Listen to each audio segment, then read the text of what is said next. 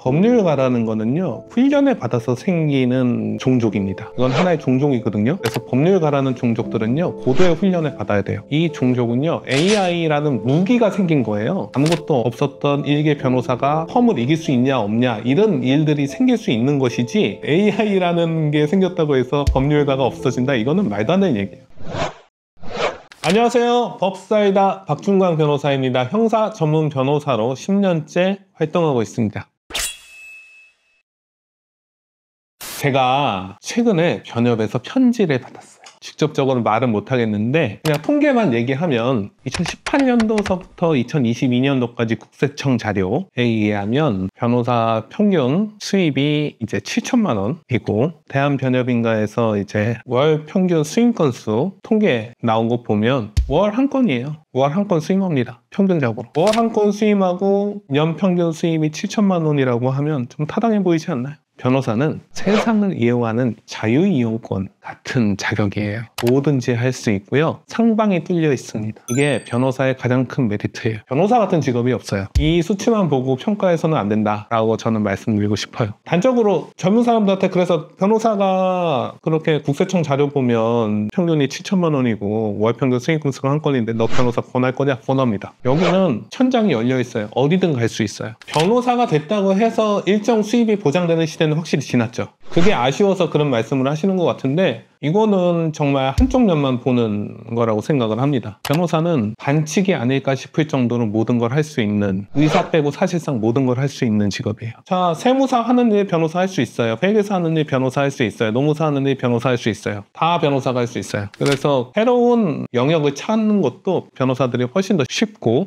광범위합니다. 기존의 파이는 어떻게 보면 고정돼 있으니까요. 그렇게 생각할 수 있을 것 같아요. 왜냐하면 기존의 시장만 생각해서 변호사업을 생각한다면 그렇습니다. 근데 기존의 시장이라는 거는 변호사 비용이 굉장히 비싼 시장이거든요. 근데 그 시장은 이제 끄트머리에 있어요. 비명을 지르고 있죠. 왜? 변호사가 많아지니까 공급이 많으면 가격은 내려가게 돼 있죠. 근데 그 내려가는 가격을 현재 변호사 시장이 감당할 수 있느냐라고 물어봤을 때 감당해야 됩니다. 어쩔 겁니까? 공급이 많은데. 이건 시장의 원리잖아요. 근데 지금 이렇게 물어보는 가장 큰 이유 중에 하나는 마케팅 비용 때문에 그런 거예요. 광고 한 달에 10억씩 광고비를 쏟아붓는 그 대형 네트워크 펌들과 경쟁을 했을 때 개별 변호사들이 과연 살아남을 수 있을 것인가? 정해진 풀만 보면 어렵죠. 하지만 정말 많은 것들이 열려있다고 생각합니다. 전에는 개척할 필요가 없었어요. 변호사 수가 적었으니까 그냥 충분했거든. 앉아만 있어도 사건이 들어오거든. 그런데 이제는 적극적으로 개척을 해야 되는 시대가 왔습니다. 그리고 개척해야 될 땅덩어리는 너무너무 넓고 아직도 미지의 광활한 영역이 남아있다고 저는 생각해요. 지금 이제 문제가 되는 것들이 이제 네트워크 펌 문제가 항상 변호사들 사이에서 사회적으로 이슈가 됐는데, 이런 펌들은 이제 규모를 키워가지고 마케팅 비용을 어마어마하게 사용합니다. 그러다 보니까 검색을 하면 항상 상단에 뜨죠. 그리고 사람들이 당연히 그쪽으로 많이 가고요. 불만을 토로하시는 분도 많지만 표준화된 서비스를 제공할 수 있다는 점에서는 저는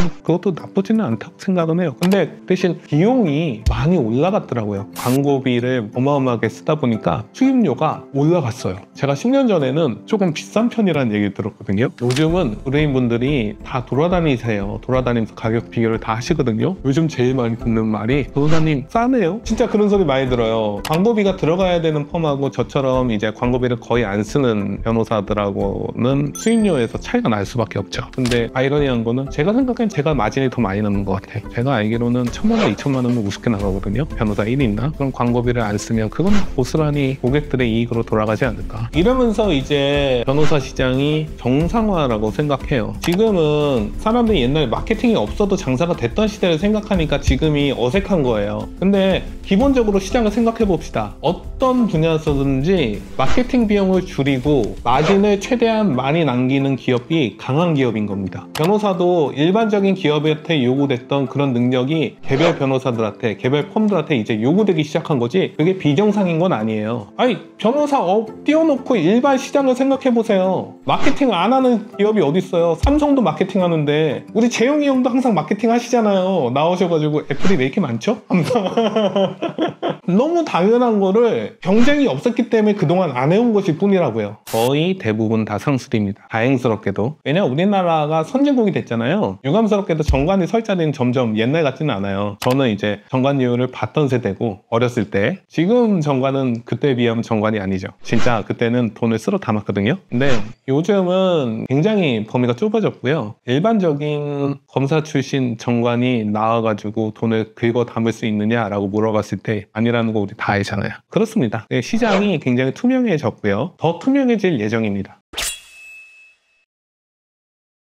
변호사법이라는 강한 울타리가 있습니다. 그래서 AI 변호사를 대형펌에서는 이미 만들어 놓고 쓰는 것 같아요. 제가 봤을 때는 얼마 전에 뉴스에 나왔죠. 근데 AI 변호사를 다이렉트로 일반인들이 사용하게 서비스할 수는 없습니다. 그래서 로톡 같은 것도 지금 AI 변호사 서비스를 일반인한테 해주려고 하다가 안 하고 변호사들한테만 AI 서비스를 제공하고 있죠. 현재 이게 다 변호사법 때문에 그렇거든요. 일반인들이 직접적으로 AI 변호사 서비스를 받을 수는 아직까지는 없어요. 그리고 지금 대형펌 내부에서 사용하는 AI를 제외하고 AI 서비스라고 광고하는 것들 중에서 제 기준에 AI 변호사다라고 할 만한 거는 아직은 없습니다. 왜냐하면 AI 법률가를 만들기 위해서는요 판례하고 증거가 필요해요. 근데 우리나라는 판례도 공개가 안 돼 있어요. 일단은 판례도 국가가 만들어놓은 AI 허브 들어가면 한 5만 개 정도의 판례를 데이터 셋화 시켜놓은 게 있거든요. 그게 6월 30일 나왔어요. 나온 지 몇 달 안 됐어요. 국가에서 한번 샘플링 하나 해놓은 거예요. 근데 5만 개 정도밖에 안 돼요. 1년에 100만 개 단위의 판례가 나오는데 지금 샘플링 된 건 그거밖에 없고, 그리고 유료 판례 서비스 변호사들한테 해주는 그 사이트에서는 판례를 이제 사실 1,000원씩 받고 사는 겁니다. 법원에서. 그래서 공개가 돼 있지는 않습니다. 이런 상황에서 AI 법률 서비스가 제대로 만들어지지는 아직 않았어요. 그거는 맞아요. 그거는 맞는데 그거는 우리가 AI가 생겨서 당연히 이렇게 거쳐야 되는 과정이라고 생각을 합니다. 제가 예전에도 한번 방송에서 얘기한 적이 있었는데 무죄 받은 사건이 있거든요. 지금 최종 무죄로 이제 확정이 됐는데 무죄 받은 사건 의뢰인이 와가지고 AI한테 검토했다고 와가지고 저한테 제 변호의 문제점을 하나하나 짚으시더라고요. 4시간 동안 해명을 해드렸어요. 다시 한번 말하지만 무죄예요. 무죄를 받은 사건이에요. 근데 많습니다. 최근에도 한 분이 오셔가지고 자기가 고소장하고 의견서를 만들어 오셨더라고요. 그냥 AI 돌려가지고 가지고 오셨더라고. 다른 변호사들도 찾아가 봤는데 다들 이제 고개를 저으면서 그냥 가시라고 하더래. 보니까 그럴만 해요. 이게 도구도 누가 쓰냐에 따라서 다른데 전혀 아무런 체계 없이 자기가 원하는 모양으로 의견서를 만든 거야. AI가 이렇게 해줘 그럼 잘해주잖아요. 자기만 좋은 형태의 의견서를 써가지고 왔어. 우리가 봤을 때는 이거는 뭔가 이게 현대미술인가 싶은 거를 의견서로 써왔더라고요. 그래가지고 이거는 차라리 이상의 시를 읽는 게 낫겠구나 이런 생각이 들 정도였어요. 그리고 이제 의견서를 제대로 된 형태의 의견서를 써왔어도 거기에 인용되는 판례가 실제 판례가 아닌 경우가 되게 많아요. 최근에 어떤 의뢰인이 의견서 써달라고 하면서 자기가 초안 잡아왔다고 저한테 줬어요. 그래서 의견서를 열심히 쓰고 그 사람 거를 이제 가져다가 이거 복사해서 붙여야지 하고 딱 생각하고 있는데 붙이기 전에 이제 판례는 한번 검색을 해봐야 될 거 아니에요. 실제 판례인지. 너무 좋아가지고 검색을 했는데 안 나와. 심지어 저는 이제 유료 서비스를 사용하잖아요. 이건 도대체 어디 붙어있는 판례지? 안 나와요. 그냥 창작 판례인 거지. 근데 저희 같은 변호사들은 어떻게 쓰냐면 이미 의견서 초안이나 이런 것들을 다 잡아놓고 넣어요. 거기에 살을 붙여도 거의 의견서에 맞게끔 살이 붙는단 말이에요. 그리고 검토하면서 잘못 붙은 건 다 깎아내면 되고요. 이렇게 사용을 합니다. 그래서 일반인들 변호사 AI 사용하는 건 좀 많이 다른 것 같아요. 서비스죠. 우리가 갈비찜을 할 줄 몰라서 집에서 안 해먹습니까? 곰탕 할 줄 몰라서 집에서 안 끓여 먹어요? 10시간 끓여야 되잖아요. 내가 10시간의 수고를 더 하지 않기 위해서. 음식 잘 하시는 분 계시잖아요. 저기 그 모수의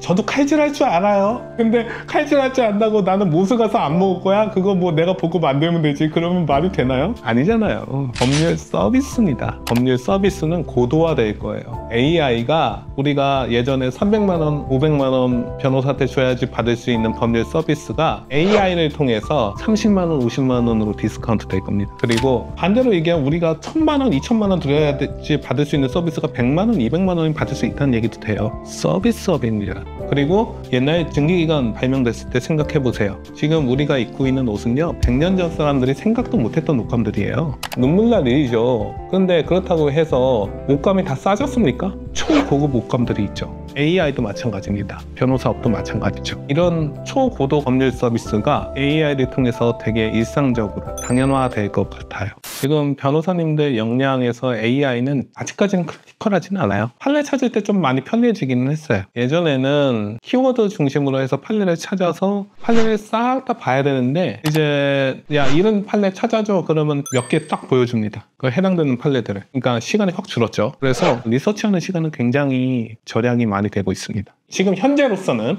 AI 활용 역량이 변호사의 역량에 크리티컬하게 영향을 미치지 않아요. 하지만 5년 뒤에도 그럴까요? 5년 뒤에는 정말 크리티컬해질 겁니다. 5년 뒤면 어떤 직업이든 AI는 아이언맨의 갑옷 같은 역할을 할 겁니다. 재판과 수사에서 제대로 된 병기를 가지고 있느냐 아니냐의 차이가 될 수 있어요.